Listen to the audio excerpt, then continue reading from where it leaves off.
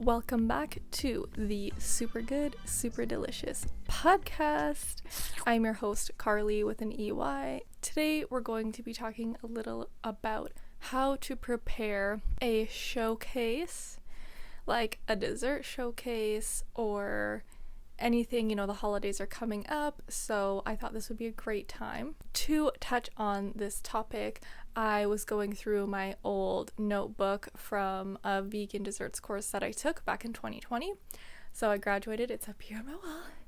I graduated from the Essential Vegan Desserts Baking course by Ruby, totally online. It was super, super great. I had learned so much, and I was like a self-proclaimed I know everything, so what could I learn? I mean, I passed with flying colors, of course, but I did learn a lot. I learned a lot about the specificities and proper words and everything like that, which by now it's been 3 years and I've pretty much forgot, but you probably will notice a few little details throughout my videos if you watch my regular YouTube videos. Just things I say like mise en place, or if I reference things like that, just little tiny things that stuck with me, ways of doing things, using aquafaba, for example. But I was going through my notes and I was like, you know what?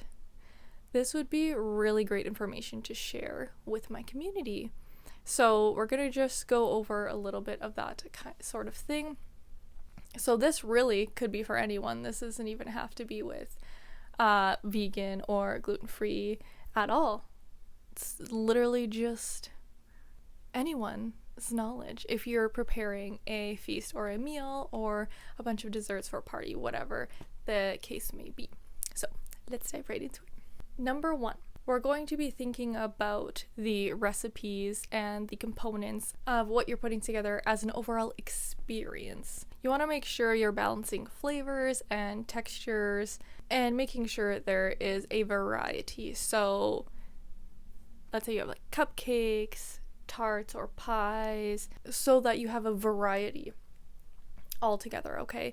So as my final, that's why I have this all written out. As my final in the course, it was to prepare a dessert showcase. So I had to choose, I think, like 4 or 5 different components and make each of them and take a nice picture of them all like placed together. No, I didn't even have to place them all together, but I had to choose like 4 or 5 different items that would go really well and complement each other for a dessert party that I would be pretend hosting. And it was September, so it was coming into the fall time. So I chose a fall theme, and then I worked my way around there. And I'll actually tell you what I ended up doing at the end of this episode so that you can see the whole picture. But for now, the next, number 2. This is a really good one. So plan according to the components in your desserts. So for example, if you have anything that could be pre-made and chilled in the fridge or that requires chilling, time it out accordingly where you could potentially make those items ahead, store them in the fridge, and then when the day comes, what you can do is finish assembling it before what you need it for. So try to look at each different component, each recipe, and just see. It's like prioritizing kind of, but like, what could I do first that can make things easier for me the day of? Because doing everything in the same day is always so exhausting, and it's really just, it ends up wasting your whole day. You just spent your whole day in the kitchen. Plus, you have to make like breakfast, lunch, and dinner for yourself that day too. So doing all of that is so exhausting. You want to make sure that you plan ahead and prepare the things that you could be any types of frostings or sauces, things like that you could just store in the fridge and bring out the day of to prepare the final dishes. I love this one. So number 3, consider making something for everyone.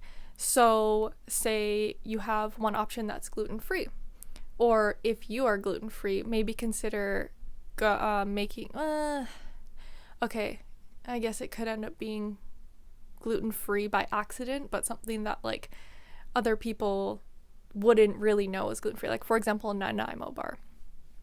That is normally gluten-free, but because I mean if you're gluten-free, you have celiac, you're not going to make something with flour in your kitchen, but you could also just go out and grab something from the store that's not gluten-free if you have people that are going to be like, oh my god, it's gluten-free, gross. So think about everyone, okay? So maybe not everyone loves chocolate, so you have one thing that's super chocolatey, decadent for the chocolate lovers. You have something that makes sure gluten-free, something that maybe isn't gluten-free. For this example, we're using desserts, so not necessarily going to need them to not be vegan, for example, but say you aren't vegan and you know your vegan guests, make sure you have something that's for them. Really good one too, something more fruity, for the people that don't like, you know, chocolate or frosting, things like that.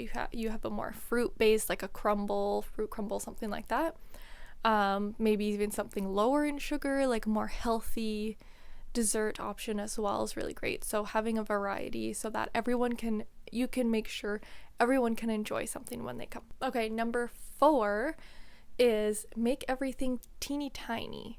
So I mean, it doesn't have to be that small, but having bite-sized things goes over really, really well at parties, because then you're like, oh, I'll just have this little bite, or like a mini cup that's like 2 spoonfuls of a dessert, like a little mini truffle or like a yogurt something type of dish, a mousse maybe, that's just like a couple bites. That's perfect, because then everyone will be, I don't want to say it'll make everyone happy, but it ensures that everyone's not going to be like, oh, a big huge piece of cake, like I don't know if I want to eat a whole piece of cake, you know what I mean? And then that also gives people the option to try one of everything maybe, like, or a couple items, like, oh, I really loved this little mini cupcake, or I really liked this little tart that you made, or, you know, things like that. Make them mini, because then it's almost more accessible for people and makes them feel like they're also not overindulging as well. I mean, you're at a party, you don't want to be like stuffing your face with like ginormous amounts of treats. So in my opinion anyways. Number 5, I already touched on this, but consider seasonality. Okay, so meaning what time of the year is it? Is it spring? Is it winter? Is it summertime?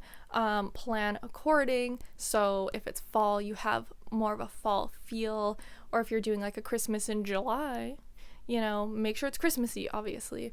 What I would also recommend personally, right now we're heading into the winter season, and I'm looking at what is in season right now where I live, because what is in season where you live, what you can get locally, is always going to taste better than imported fruits, for example, and vegetables. They're usually less sweet or just not as good. Frozen fruit is a good option as well, because it's got the same nutrients, but it's going to be picked when it's ripe or more closer to ripe and then flash frozen, as opposed to picked when it's not even close to being ripe and then shipped across the world and not tasting so great. So I would highly recommend also doing that. See, look at this, what fruits, vegetables, whatever in season right now. So right now we're kind of still in the apple zone for us, you know, squash, pumpkin, pears, those kind of things right now. So I'm looking at what recipes could I, instead of like using peaches, could I use apples, and doing those kind of things according to seasonality. Okay, number 6. This is important. All of these are important, but now the actual process. So we're going to draft a menu, okay? So you're going to pick your 4 or 5 items, whatever number you have landed on. You're going to make a menu. This is very important actually, because you don't want to just wake up and be like, oh, let's make this, let's make that. Like, I have done this a million times, okay? It is way better to pre-plan, go through Instagram, TikTok, YouTube, your recipe books, everything, and see what do you actually feel like making, what is in season right now for you to make, so you're not just making like, I don't know, something that does not fit just because you have the ingredients or whatever. Actually really think about it and pick the items based on your theme and the season and everything like that you want to go for. Pick your 4 or 5 items. I mean, you could also do like 3 or get other people to bring items too. That's actually a really great idea. Make your menu and then ask people that you trust with making delicious food, can you make this and bring it? Can you make this and bring it? And then when all of your stuff comes together, boom, you only did part of the work. It also will save you so much time because you'll know, okay, I know I'm making these items. I know we need these ingredients. So if you're missing an ingredient, you don't have to last minute run to the store. Okay, perfect. I've already gotten all of the groceries and I know what I need for all of these recipes. You could even put everything out for yourself the day before. Or if you're doing it in parts, you could be like, okay, let me just set out these ingredients for this specific recipe. We're good to go. I know I have everything. And then that leads us into the actual preparation. So like I said before, if you have anything that you can keep in the fridge for a couple days or just pre-make, like even if it's a crust for a pie, like pie dough crust or frostings, puddings, like different things like that can just hang out in the fridge. And then the next day or the next couple days, like say you have a busy work week leading up to Christmas and you're like, oh my god, I don't have time. Okay, tonight we're gonna make this, tomorrow we're gonna make this. Like even with that, if you know you're gonna be busy leading up to the holidays, I would say really try to plan ahead for, or this even goes for if you are going to go to a holiday party and you need something to bring. I would also say test the recipe, especially if you've never made it before. Make it one time for your family, for yourself, just maybe a half batch, and then just taste test it and make sure, okay, this is good, this is gonna be good for everyone. And then before you go ahead and take it to your party or before you make it, because it always sucks. I mean, I am that person that is like, I'm just gonna try a brand new recipe today for everyone to try. And you know, sometimes you encounter problems, or you're like, I didn't think it was going to turn out like that, or you're like, oh, I think it needs a couple extra minutes in the oven, and it didn't, but you didn't know that. So there are little blips that happen, and you want to make sure that you have already done it once and okay, I know I like it this way. Or for example, there's these chocolatey oat bars that I've made in the past. I've made them I think twice now. And the reason I'm not making them again is because I have not been able to find the Camino semi-sweet, I think it is, chocolate. It's like a bar of chocolate used for baking, melting, yada yada yada. It's semi-sweet. It's not like baker's chocolate, which has 0 sugar. That is not what I want, okay? I cannot find this chocolate anywhere, and it is the best, it's the most delicious vegan chocolate I've ever found, and I just want to make all the things with it, but I literally can't find it anywhere. So if you find a good chocolate, this recipe would be for you. But basically, it's like a copycat Starbucks chocolatey oat fudge bar. So good. It's like an oaty layer chocolate, more oats. It was the most delicious thing I've ever had in my life. Okay. I think the first time I tried it, which it was a fairly easy recipe, so if it's easy, obviously, you know, it's gonna be good. I would say maybe you could do it, but I do recommend making the recipe once before serving it to other people, especially people you don't know. So that one I used with my good chocolate, and it blew everyone out of the water. We had non-vegans over, and they were like, this is so good. Holy, like, what did you put in this? It is so good.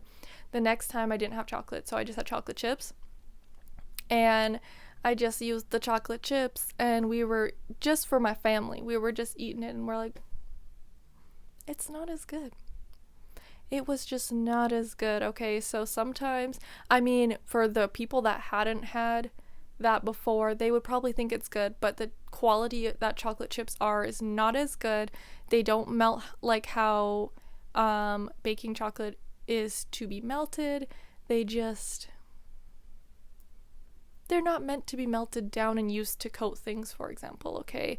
They're meant to be the cherry on top in your chocolate chip cookies, okay? There's a big difference in the texture and flavor and richness and depth, okay, to a good baking chocolate and chocolate chips. So those little tiny details make the difference when you're testing recipes and you're trying recipes. Okay, that is all my tips that I have. Other than obviously be prepared with utensils and little plates and things like that. Going to the thrift store if you don't have plates like little mini plates and stuff is a really great idea. It's always super cheap, and then you can get like fun plates and people will be like, oh, this is like a really cute plate, and you're like, thanks, I thrifted it. So highly recommend doing things like that too, because it's just fun and kind of like making it self-serve but making it pretty at the same time, and not just like, here, eat out of Tupperwares, friends. Like, actually make it look pretty, you know what I mean? That always adds a little. And then, you know what, your house and you are going to be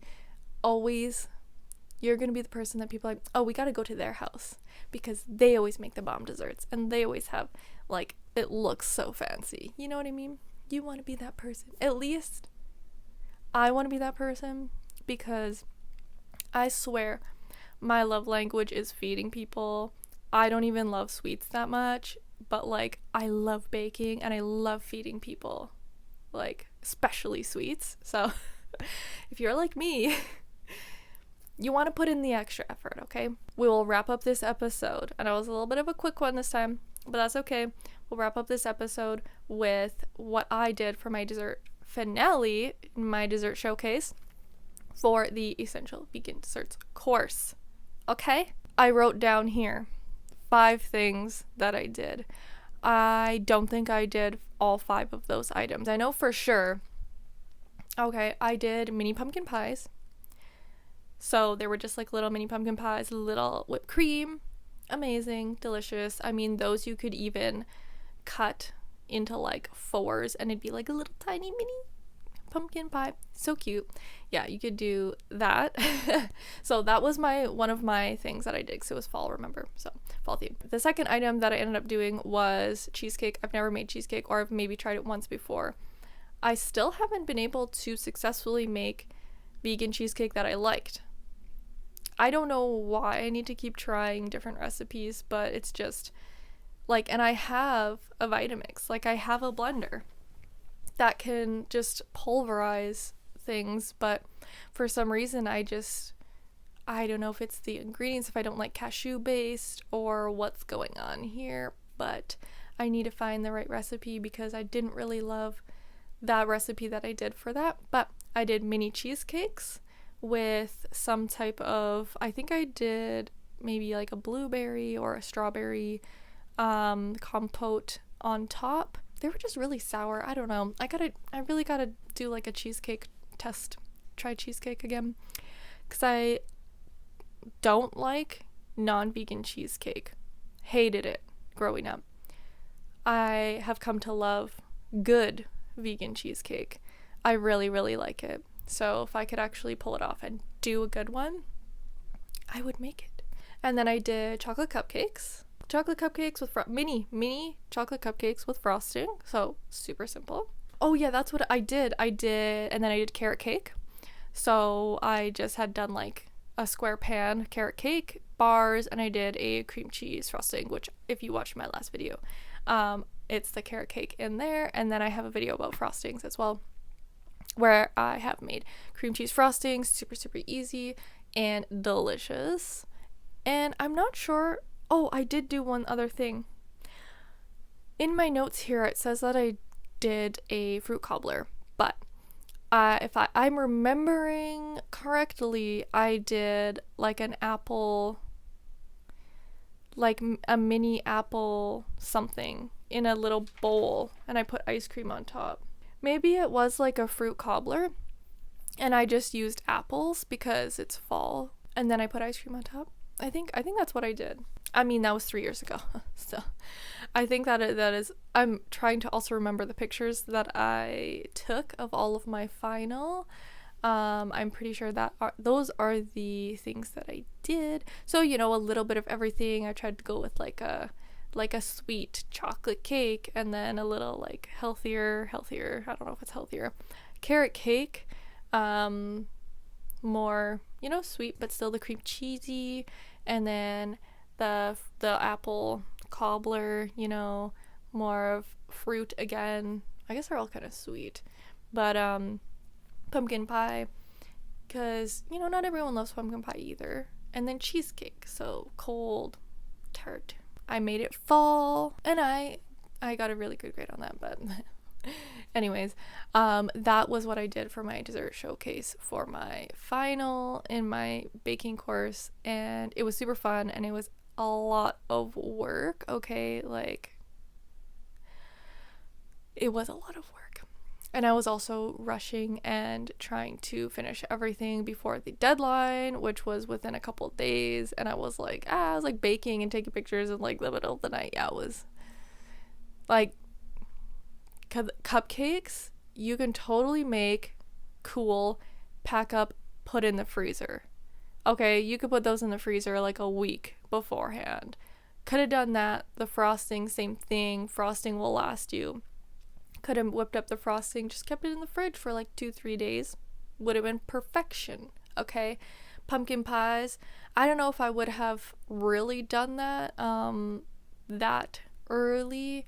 I noticed they do kind of get a liquidy top, not that cute after a few days, so maybe wouldn't have done that. But you do need to make sure they chill properly, so probably made them the day before. The cheesecakes, pop them in the freezer. Could have made that days before, okay? The fruit cobbler, apple cobbler, whatever I made, probably that one I would have done the same day. Obviously, like, it's usually served warm and stuff like that. You don't want it to look yucky or anything. So honestly, a lot of the things that I made could have been made way prior, and then I could have just pulled them out, let them thaw, do their thing, added the extra. I don't even remember. I made the lemon curd, but I must have put the lemon curd on the cheesecake and the blueberry on top as well. I don't really remember the lemon curd. Maybe I just scratched it at the end because everything was taking me forever. Because my time management skills are very poor. Which is why I do one thing usually at a time. Like, let's focus on this one recipe. Multitasking is not my strongest point when making food, so, or doing anything. But anyways, that is it for this episode, and I hope you enjoyed listening and watching. I hope you learned something going ahead into the holiday season. I hope this helps in figuring out, you know, oh my god, what should I do? What should I make? What should I put together? You just gotta do a little pre-planning, a little thinking, writing down some stuff. You'll be good to go. I believe in you. And that will be it for this episode of the Super Good, Super Delicious podcast. Thank you so much again for listening, and I will catch you in the next episode. Bye!